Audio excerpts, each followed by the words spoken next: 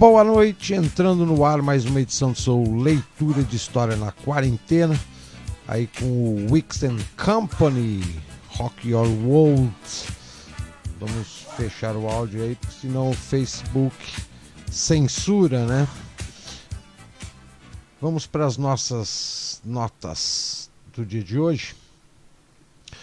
Após o bispo Dom Marconi Ferreira, aqui de Brasília, ser alvo de ameaças de remanescentes do Grupo 300 do Brasil, várias viaturas da PM estiveram na Catedral para garantir a segurança do templo religioso nesta terça-feira.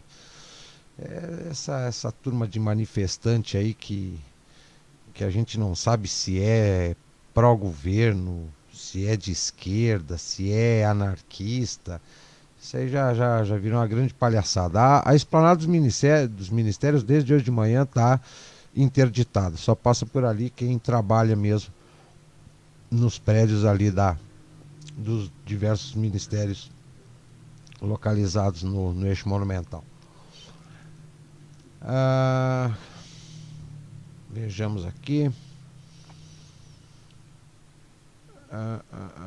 Deixa eu ver aqui. Mais uma estátua, dessa vez agora em Portugal. Não, Portugal não, na Bélgica, foi vandalizada. Depois de vandalizarem a estátua de Colombo, do Churchill, do rei Leopoldo, agora é a vez do Júlio César. O Júlio César, sim, o imperador romano. A estátua dele na Bélgica foi vandalizada. Até um pedaço do braço dele foi arrancado fora. Isso aí é esse tipo de coisa que chamam de protesto.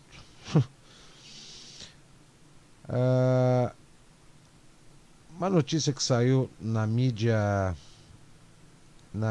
catarinense: a medição da temperatura das pessoas nas entradas de grandes estabelecimentos como mercados e igrejas está sob suspeita. A maioria dos resultados aponta para uma temperatura abaixo da normal, em torno de 35 graus, embora a temperatura do corpo, saudável, fique entre 36,5 a 37. Tecnicamente, uma pessoa está sofrendo hipotermia quando a temperatura corporal for menor que 35, e nesse caso deve procurar atendimento médico imediato. Há relatos de pessoas que passaram por essa medição de temperatura, que agora em alguns locais é obrigatório devido ao coronavírus, e os medidores chegaram a marcar 29 graus. Quer dizer, isso aí é medição de temperatura para inglês ver, né? Aqui no Distrito Federal foi noticiado hoje que a incidência do coronavírus vem numa decrescente. A gente não sabe mais em quem acreditar. A mídia diz uma coisa, os médicos dizem outra, os políticos dizem outra. A taxa de crescimento de casos de Covid-19 no Distrito Federal caiu entre 24 de maio e 13 de junho, segundo o governo. Os dados do boletim elaborado pela Companhia de Planejamento do Distrito Federal mostraram o recuo de 3 pontos percentuais durante o período.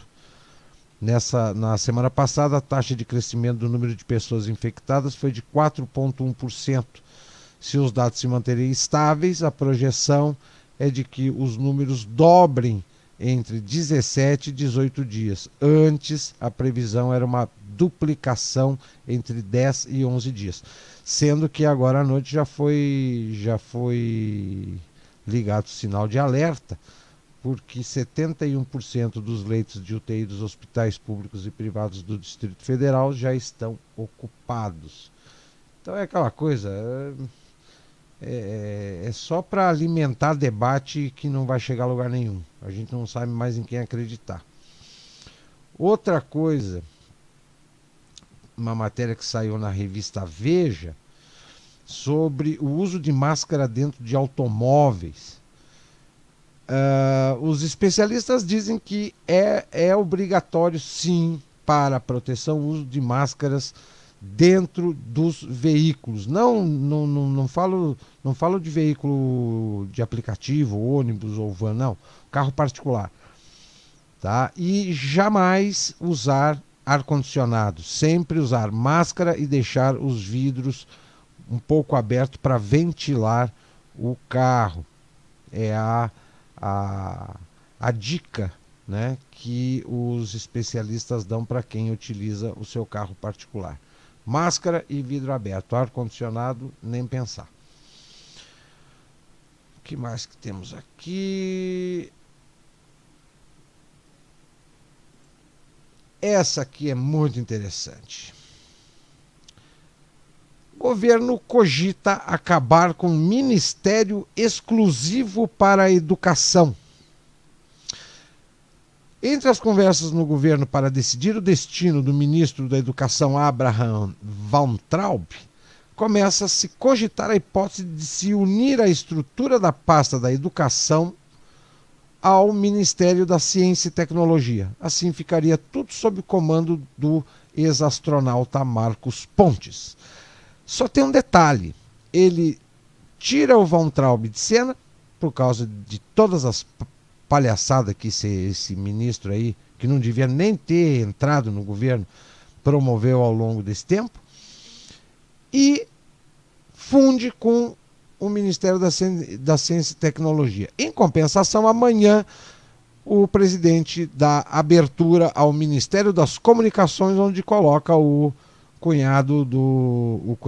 genro do Silvio Santos como ministro, né? E aí ele mantém o número de ministérios conforme o limite que ele mesmo se impôs antes de assumir o cargo, 22 ministérios. Quer dizer, olha, tem tanto ministério inútil que ele poderia fechar e botar toda essa turma na rua, demitir todo mundo porque não presta para nada, começando pelo ministério da ministra Damares. Ministério inútil, extremamente inútil. Esses aí ele não mexe por quê? Primeiro porque é um ministério que trabalha com direitos humanos, que tem muita ligação e muito holofote, por exemplo, da ONU, de organismos internacionais de direitos humanos, das mulheres, etc, etc. Né? E também é a pasta da bancada evangélica. E se ele tirar o ministério da bancada evangélica, ele vai perder apoio. Então é umas coisas que... Isso aí é trabalhar contra o país e não a favor do país. É trabalhar para o próprio umbigo, ou trabalhar para um grupo político que quer se manter no poder. Não é trabalhar para o país. Na Argentina, dizem que a Argentina é um dos países latino-americanos que melhor está lidando com essa questão do coronavírus. Aí hoje, eu dando uma espiada, eu achei uma notícia do dia 26 de março agora de 2020, aonde o presidente argentino disse o seguinte, à época, né? Está proibido a circulação de carros particulares durante a quarentena. Quem não cumprir as determinações da quarentena, o Estado vai confiscar os carros. Confisco. E aí a Argentina cumpriu direitinho com a sua quarentena, todo mundo ficou em casa, ninguém tirou seu carro para a rua, só saiu de carro mesmo quem tinha obrigação de trabalhar. Só. Não tinha voltinha de carro no supermercado, sabe? Esses passeiozinhos rápidos para alguma... Não. E aí a gente pode ver que de repente essa atitude um tanto quanto radical do governo, né, de confiscar os carros para quem descumprisse as regras da quarentena, parece que deram certo, né? Afinal de contas, a Argentina tem um dos menores índices de contaminação e de óbitos por coronavírus devido à dureza do cumprimento das regras naquele país. São medidas um tanto quanto antipáticas, mas parece que deram certo por lá. É preciso parar de atribuir loucura a quem é perverso. Vivemos tempos difíceis, estamos todos inseguros e cheios de incertezas, sem saber qual rumo tomar. Crises econômicas, políticas, dentre outras, somam-se a crises individuais que fragilizam o emocional das pessoas. Nunca antes houve tantas pessoas com sintomas depressivos e tristeza generalizada. Basta conversar numa roda de amigos para perceber que calmantes e ansiolíticos fazem parte da rotina de muitos, assim como terapias e idas ao psiquiatra, ao psicólogo. O consumo de álcool aumenta, o que nos dá uma ideia do quanto as válvulas de escape estão se tornando a saída para que amorteçamos os sentidos diante de uma realidade que desagrada. Não bastassem as conjunturas econômicas e políticas, também assistimos ao meio ambiente ser degradado, via extinção de espécies, temperatura do planeta, desmatamentos impunes, lixo poluindo todos os cantos do planeta. O mundo pede socorro de uma maneira generalizada. O verde está sumindo das cidades, dos campos, agonizam os animais, agoniza o planeta. Além de termos que amargar essas constatações, ainda ficamos estarrecidos com o comportamento de certas pessoas. Além de lidar com o que fazem com a vida lá fora, também temos que lidar com o que fazem com as nossas vidas. Tem muita gente maldosa, ruim, agindo de forma covarde e violenta, abusando, assediando, espalhando fofoca, destilando preconceito de todo tipo por aí. E uma hora ou outra acabamos nós sendo alvo do veneno dessas pessoas, sem empatia e sem piedade. Pessoas que abusam do poder e humilham seus subordinados, pessoas que espalham discursos de ódio contra segmentos sociais, pessoas que julgam com crueldade quem pensa diferente, pessoas que difamam os outros, destruindo vidas sem remorso, pessoas que gritam, que agridem, que não sabem ser contrariadas. Parecem loucas, mas na verdade não são loucas, são perversas. Não podemos normalizar comportamentos nocivos, dizendo que se trata de pessoas loucas. Loucura é um comportamento em que a pessoa possui alteração mental, fugindo ao controle da razão. As pessoas maldosas são perversas, porque suas faculdades mentais estão em ordem, mas são movidas pelo prazer em machucar as pessoas, em maldizer, em ferir, em espalhar discórdia e tristeza. É preciso parar de ficar aturando pessoas ruins com a desculpa de que são loucas. Loucura tem tratamento. Loucura pode ser medicada. Já a perversidade implica desvio de caráter. Não existe remédio que aplaque a maldade do coração de uma pessoa, ou seja, só nos resta ignorar pessoas perversas e afastá-las cada vez mais de nossas vidas, porque já temos problemas demais para ainda ter que aturar quem é um problema ambulante. Fique longe delas e seja feliz. Não tem outro jeito. Vou dar um exemplo. Hoje não, já há algum tempo, pelo menos aqui no Brasil, a pessoa é um criminoso, mata, estupra, rouba, faz os piores atos. Ele não é punido. Por quê? Porque tudo o que ele faz de ruim, a justiça, o judiciário, os psicólogos, os psiquiatras dizem que é doença mental, é desequilíbrio mental. Não existe maldade, não existe crime, existe doença.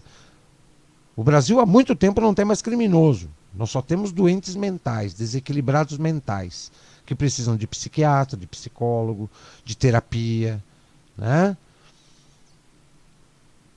Então, tá complicado. E não tem jeito da gente lidar com esse tipo de gente. Aliás, tirando os perversos, nós ainda temos que lidar com psicopatas, que esse é o pior de todos, porque esse Você olha para ele, ele é uma pessoa extremamente normal. Mas aí, se você for um pouco mais a fundo e analisar bem aquela pessoa, traços de psicopatia existem em inúmeras pessoas soltas pela rua, inclusive ao nosso redor. Basta a gente ter um pouquinho de atenção e a gente acaba encontrando. Vamos lá para um outro tema para hoje. Eu achei aqui um texto de uma personagem da história brasileira que pouquíssima gente sabe que existiu. Falo da Dona Maria Isabel de Bragança. A Dona Maria Isabel de Bragança foi uma figura singular da história aristocrática mundial. Ligada às casas de Bragança e Bourbon, provenientes, respectivamente, da herança paterna com Dom João VI e materna com Dona Carlota Joaquina. Famosa por ser irmã de Dom Pedro I do Brasil, ela não teve grande participação na política brasileira, tendo relevância na corte espanhola. Quer dizer que a irmã do Dom Pedro I foi uma figura notória, né, singular na aristocracia europeia, participando da corte espanhola. Nascida no Palácio Imperial Português, em Queluz, ela fazia parte de um núcleo aristocrático importante, mas em decadência. Era sobrinha de Fernando VII e neta de Carlos IV por parte de mãe, mas era essencialmente da Casa de Bragança por sua ascendência paterna ligada ao avô Pedro III de Portugal. Aos 10 anos passou por sua primeira conturbação política quando a França invadiu a Península Ibérica. Diante do episódio, o rei Dom João articuladamente conseguiu a fuga da família real para o Brasil. Atravessou o Atlântico com a família e chegou ao Rio de Janeiro pouco mais de um mês antes de seu aniversário, passando a viver com a corte no Palácio de São Cristóvão. O enfraquecimento de Napoleão Bonaparte e a reestruturação das monarquias ibéricas representaram a oportunidade perfeita para a rearticulação entre Portugal e Espanha, dando origem ao casamento da irmã de Dom Pedro I, Dona Maria Isabel, e sua irmã Maria Francisca, com membros da corte espanhola, que voltara ao poder em 1813. Como consequência, em 1816, Isabel casou com o rei Fernando VII de Bourbon, em Madrid, na mesma ocasião em que a irmã Maria Francisca se casou com Carlos. Fernando era tio de Maria Isabel e irmão de sua mãe, Carlota Joaquina, ou seja, Maria Isabel casou com o tio. Seu matrimônio foi um importante reforço às relações diplomáticas entre as coroas ibéricas no momento em que se restabeleciam, e o relacionamento anterior entre Carlota e João era pouco amistoso. Maria Isabel era uma entusiasta da arte e do erudito. Se encaixava perfeitamente entre os membros mais liberais da corte espanhola. Envolveu-se com relevantes grupos de apreciadores de pinturas e poesias, sempre relatando um sonho de criar um grande acervo com as obras pertencentes aos reis espanhóis. Porém, o casamento durou pouco tempo diante das tragédias que abalaram a vida de Maria Isabel. Embora tenha concebido 2 filhas, Maria Isabel não conseguiu criar herdeiros ou herdeiras para o trono espanhol. Em menos de um ano, ela engravidou da primogênita, que nasceu em 1817, como Maria Luísa Isabel. Porém, no ano seguinte, a garota morreu prematuramente, gerando grande tristeza na irmã de Dom Pedro I. Logo depois do episódio, Maria Isabel engravidou novamente numa gestação repleta de complicações. Seu parto foi extremamente difícil e os médicos da corte optaram pela cesariana, que foi violenta e repleta de falhas. Foi revelado que o bebê, que receberia o mesmo nome da irmã morta, estava na posição de culatra, ou seja, com a disposição do corpo inversa ao esperado naturalmente. ah, com as pernas viradas para a região baixa do útero, o que resultaria em asfixia com o parto normal.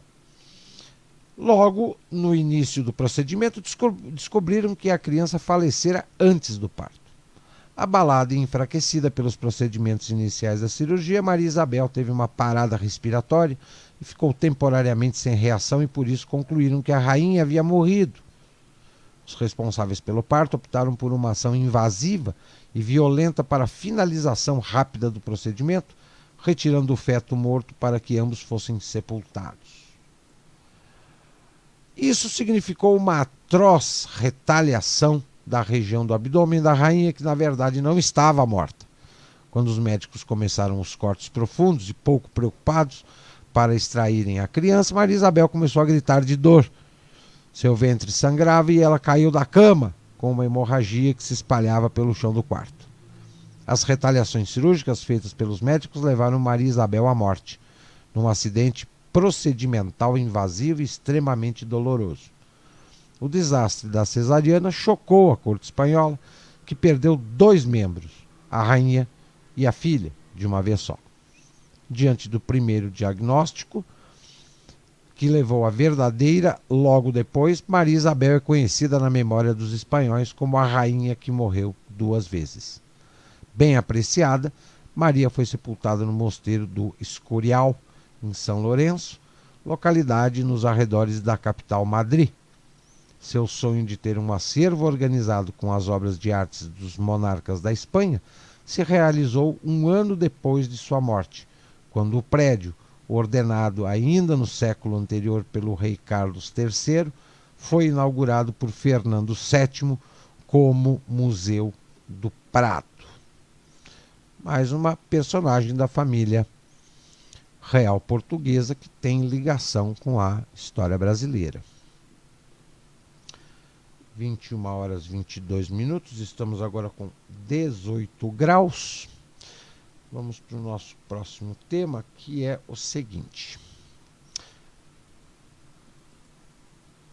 Eu trouxe aqui um artigo do professor Jesus Huerta de Soto.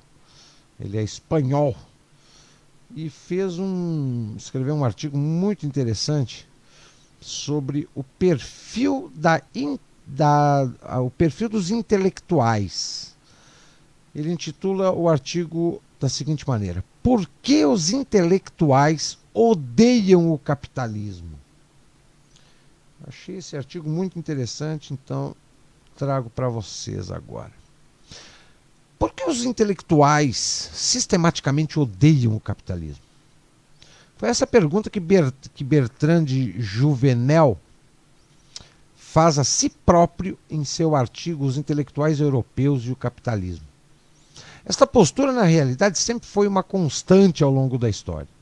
Desde a Grécia Antiga, os intelectuais mais distintos, começando por Sócrates, passando por Platão, e incluindo o próprio Aristóteles, viam com receio e desconfiança tudo o que envolvia atividades mercantis, empresariais, artesanais ou comerciais.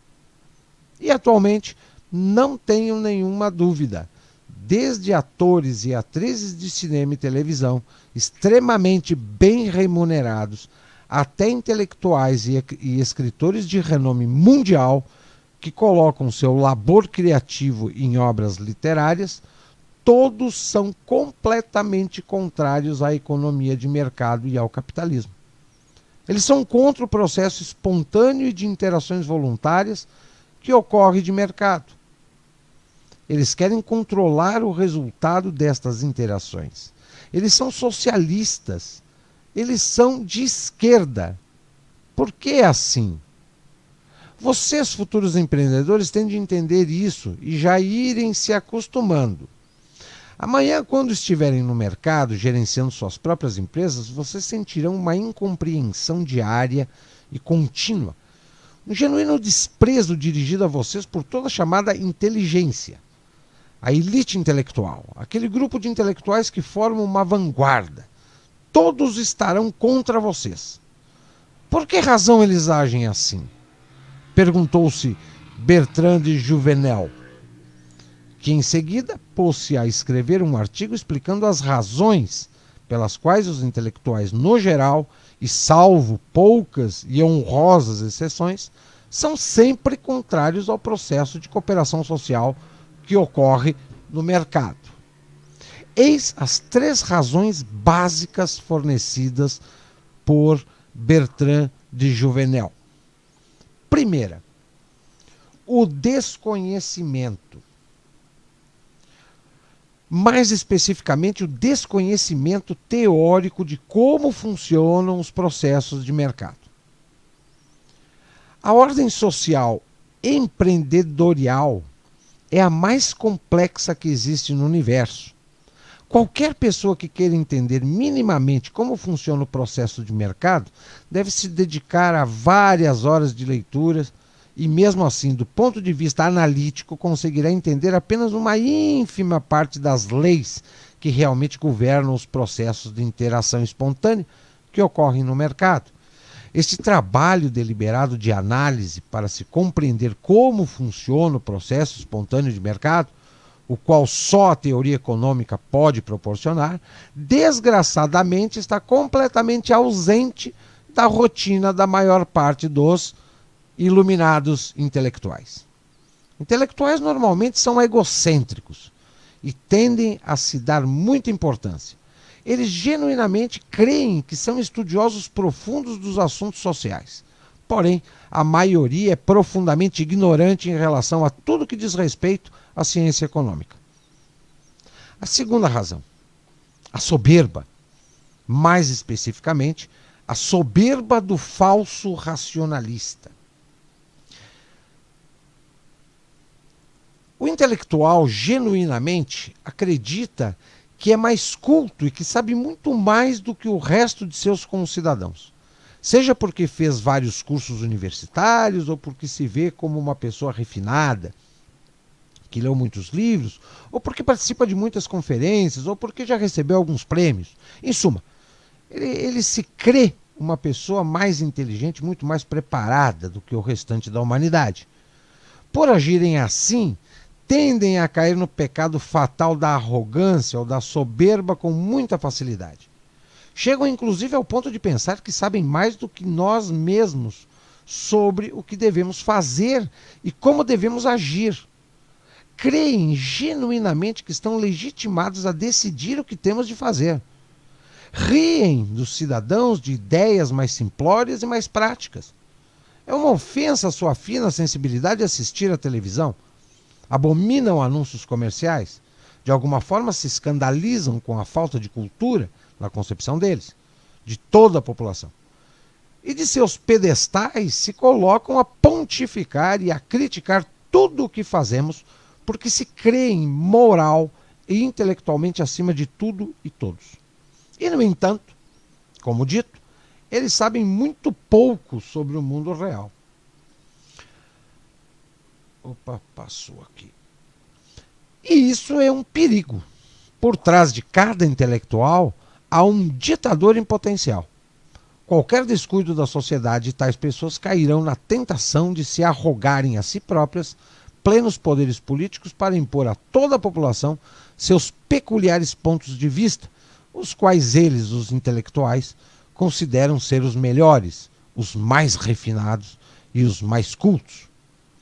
É justamente por causa desta ignorância, desta arrogância fatal de pensar que sabem mais do que nós todos, que são mais cultos e refinados, que não devemos estranhar o fato de que, por trás de cada grande ditador da história, sempre houve um corte de intelectuais aduladores que se apressaram e se esforçaram para lhes conferir base e legitimidade do ponto de vista ideológico, cultural e filosófico.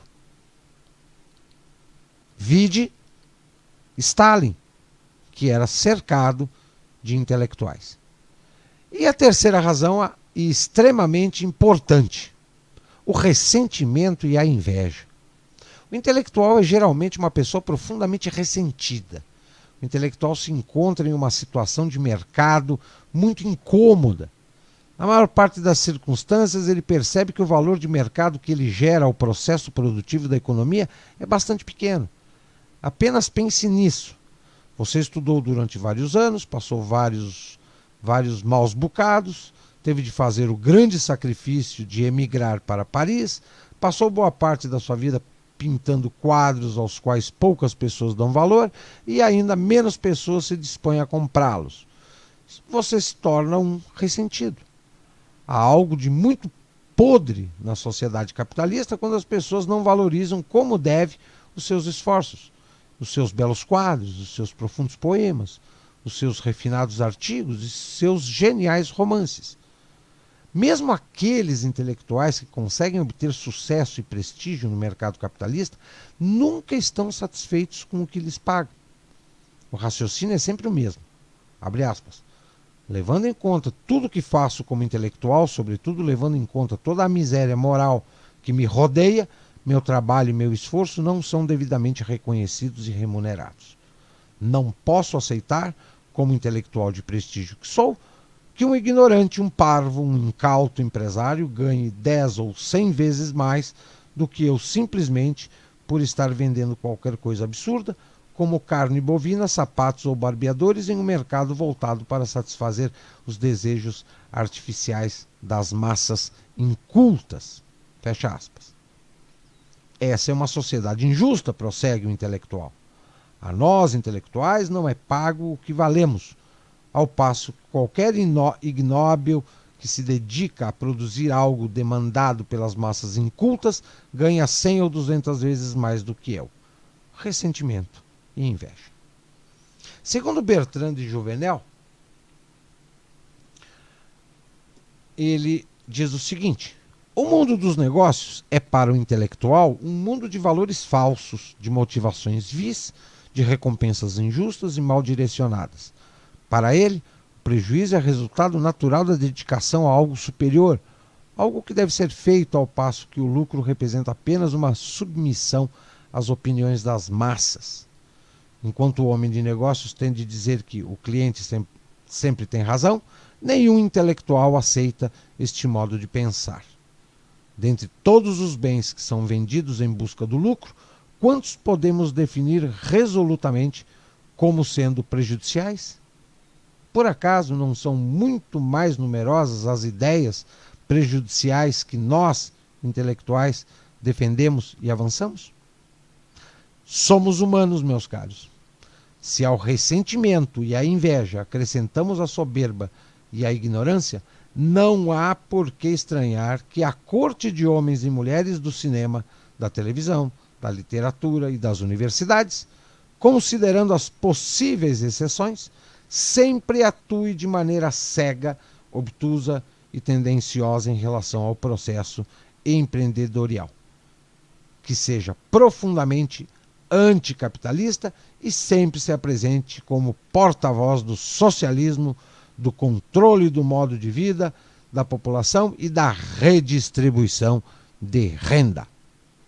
Pois bem, se nós passar um pente fino na classe artística,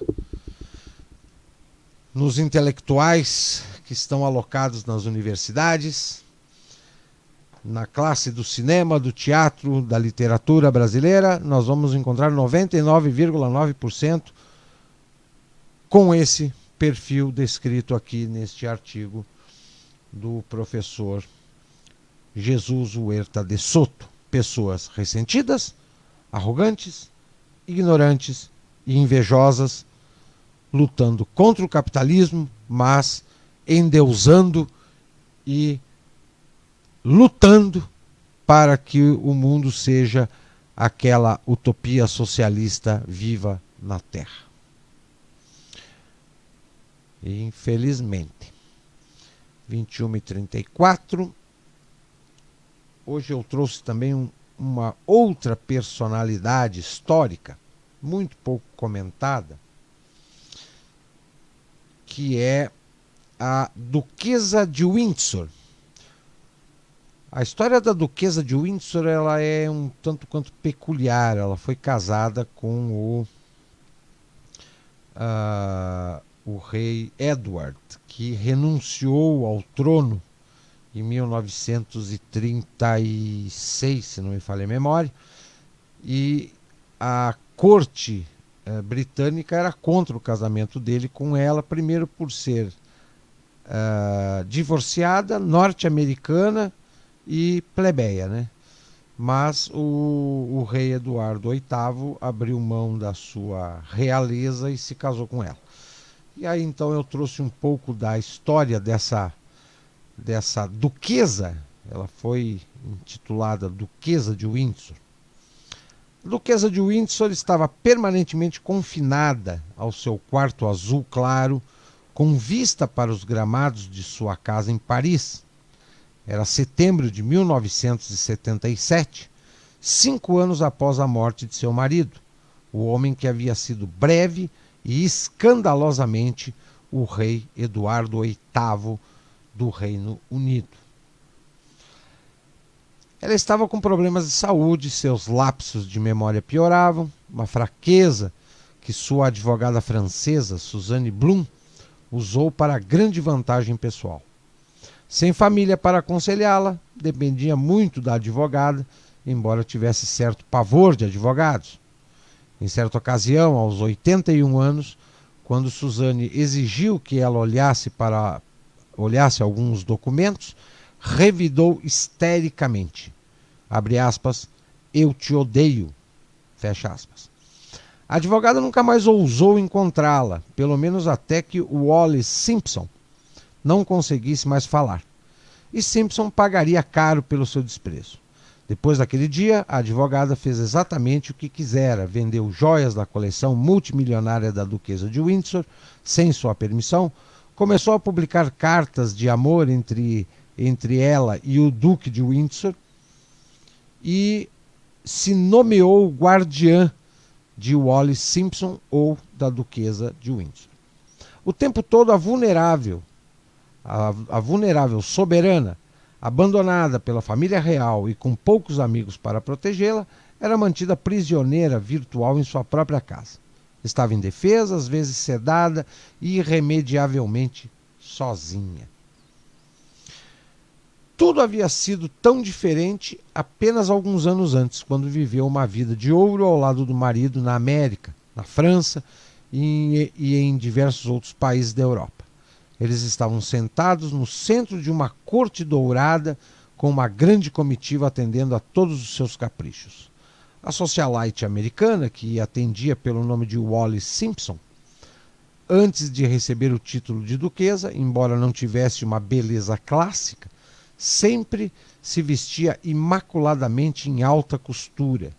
Chanel, Dior, tudo isso completado por joias fabulosas. Entretanto, após a perda do marido Eduardo VIII, a maioria das pessoas pensava que seria melhor para ela ter seguido o marido rapidamente até o túmulo, como Onag Shenley, que cuidou do duque, declarou. Os anos que se seguiram à morte do duque foram indescritivelmente solitários para a duquesa. Esse período pode preencher muitas páginas e pode ser comparado à visão do inferno de Dante. Ela era mártir nas mãos de pessoas gananciosas. O duque fizera tudo por sua esposa. Agora, após a morte dele, ela estava sozinha.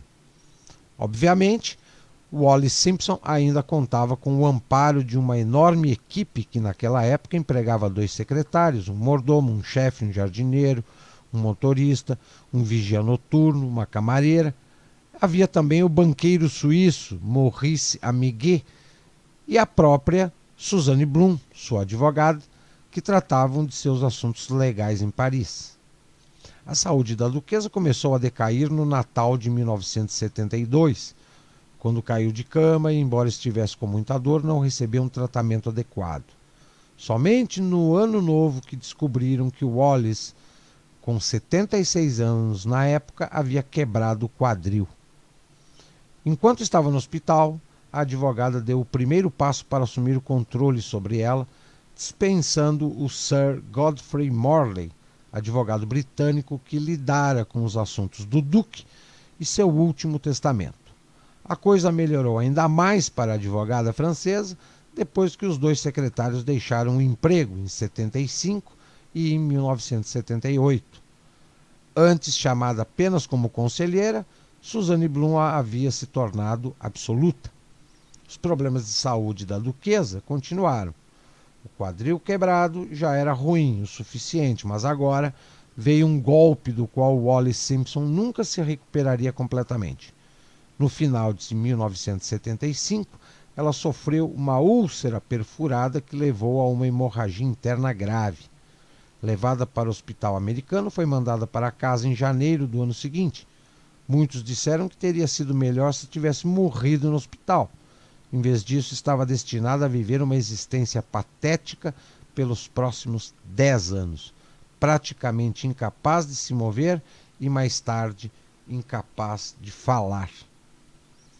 Debilitada, a duquesa, que confiava muito em seus amigos, passou a receber visitas raramente, muito influenciado pelas barreiras impostas pela advogada Suzane Blum, que argumentava que os visitantes a deixavam confusa. Posteriormente, a advogada decidiu vender alguns pertences da soberana. Porém, Wallis ainda estava alerta o suficiente para se recusar a assinar papéis autorizando as transações. Entre setembro de 76 e dezembro de 77, houve uma grande distribuição de espólios, nenhum dos quais a duquesa teria conhecimento. Assim, Suzane Blum recebeu um anel com uma ametista oval cercada de turquesas e diamantes, um colar de ametista e uma caixa de ouro de Luís XV. As vendas de parte do espólio geraram uma receita de cerca de $470 mil. E essa prática continuou até o dia da morte da duquesa. Em maio de 77, vários itens foram levados por Blum, ostensivamente para serem entregues como presentes. Entre eles havia um par de brincos feitos de rubis, esmeraldas e diamantes, uma pulseira com diamantes redondos em platina, uma pulseira de relógio com 2 correntes de cobra, um relógio Cartier em ouro, uma caixa de cigarros de ouro com um mapa da Europa, com a inscrição David from Wallis 1935, Natal de 1935, e um alfinete de ouro com um esmalte azul. A riqueza e saúde da duquesa passaram a se esgotar em uma velocidade semelhante. Já sem falar, o Wallis praticamente tinha deixado de existir como pessoa. Em Paris, no outono de 78, Simpson já havia perdido o uso das mãos e dos pés e precisava ser carregada da cama para um sofá.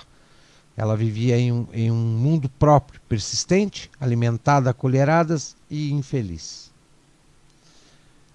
A duquesa morreu no dia 24 de abril de 1986, aos 89 anos, e uma cerimônia em Paris foi realizada com a presença da advogada Suzane Blum. Ela foi enterrada ao lado do Duque de Windsor, Edward VIII, no cemitério real, perto do castelo de Windsor, e em sua lápide foi escrito apenas as palavras Wallis, Duquesa de Windsor. Eis aí um pouco da história da Duquesa de Windsor, outra personagem da história britânica contemporânea. 21h44, o Leitura de História na Quarentena de hoje fica por aqui. Eu retorno amanhã com novos temas para o nosso encontro diário aí de informação e conhecimento. Agora vocês fiquem aí com a companhia musical do Bunker da Cultura e o seu playlist 24 horas, sempre recheado de boas músicas para a sua companhia. Uma boa noite a todos e até lá! I wanna dance.